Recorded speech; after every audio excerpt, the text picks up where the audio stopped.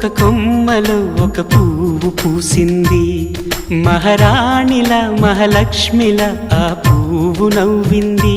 అలాగే నవ్వుతూ ఉండాలని నింగి నేల వాగు వంక చెట్టు చేమ గువ్వ గూడు ఆశీర్వదించాయి.